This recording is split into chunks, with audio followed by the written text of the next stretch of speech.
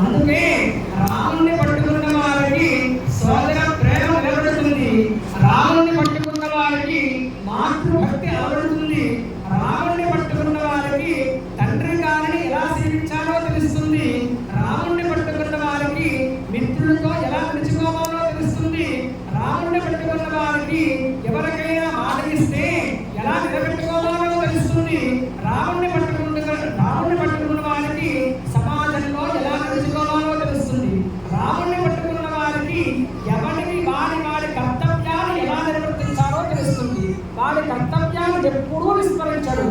రాముడు ఎప్పుడూ నా వెనకాలే ఉన్నాడు, రాముడు ఎప్పుడూ నా ముందే ఉన్నాడు, రాముడు ఎప్పుడూ నా హృదయంలో ఉన్నాడు అని భావన చేసి ఎవరైతే రాముని హృదయంలో పెట్టుకుంటాడో వాడికి చక్కగా ఇక్కడ ప్రవచనం చెప్తుండే చక్కగా కార్తీక దీపం సీరియల్ చూస్తున్నారు వీళ్ళు. ఏమండి ఒక్కసారమ్మా, ఏమండి వాడికి ధర్మం అనేటటువంటి క్షీణించదండి, వారి వంశం అభివృద్ధి అవుతుంది, వారి జీవితం ఆచంద్రదాయకంగా ఉంటుంది.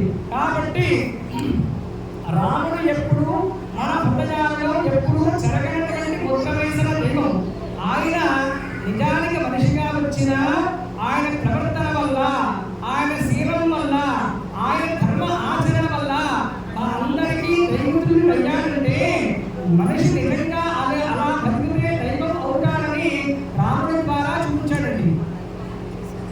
శ్రీరామ జగరామ జగ జయ రామ అని అష్టాక్షరి మంత్రం నిరంతరం పారాయణ చేయాలండి, సకల శ్రేయస్సు కలుగుతాయి. మీ రోజు కనీసం 5 నిమిషాలైనా ఈ రామనామాన్ని జపించండి.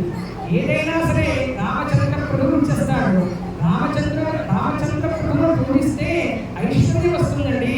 ఐశ్వర్యం అంటే డబ్బు కాదు, హాయిగా సుఖంగా జీవితం గడిచిపోతుంది. ఎవరి దగ్గర నువ్వు చేసాపక్కర్లేదు, నువ్వు నలుగురికి ఇలా పట్టగలుగుతావు. మంగళాలు శుభాలు వైభవాలు జరిగి సుఖమైనటువంటి మృత్యువు కూడా సుఖవంతం అవుతుందండి. అంతకన్నా ఈశ్వరుడు ఏం కావాలండి మనకి? బ్రహ్మాండ పురాణంలో వ్యాసుడు గారు ఏమి చెప్పారంటే, రా అంటే పాపాలన్నీ పోతాయండి, మా అని పలకగానే చేసిన పాపాలని దరిచాము రాబట్ట, రామాయణ పరికరణ మాత్రం చేత పాపాలన్నీ దట్టమైపోతాయన్నారు వ్యాసుడు గారు.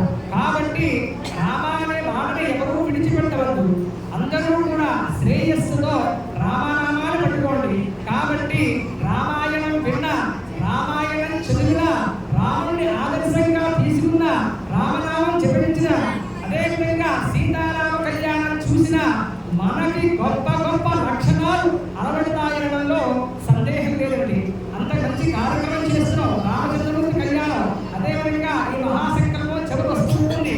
తెరై సూర్యమండల పర్యంతో, జవై చంద్రమండల పర్యంతో, మాశ్రీ ధ్రువమండల పర్యంతో, గోలోక నక్షత్ర మండల పర్యంతో ఒక్కొక్క నువ్వుగడ్డ కానీ, ఒక్కొక్క ధాన్యం కానీ, ఒక్కొక్క మినుగులు కానీ, ఆవు యొక్క వెంట్రుకలు కానీ ఒక్కొక్కలుగా తీసుకుని ఒక్కొక్క సంవత్సరంగా లెక్కిస్తే ఎన్ని వేల కోట్ల సంవత్సరాలకే వస్తాయో అన్ని సంవత్సరాల వరకు మీ తరం, మీ ముందు 10 తరాలు, మీ కింద 10 తరాల వారు కూడా అన్ని వేల కోట్ల సంవత్సరాలు శాశ్వతంగా బ్రహ్మలోకంలో ఉంటాయని కన్యాదానం యొక్క విశిష్టతండి.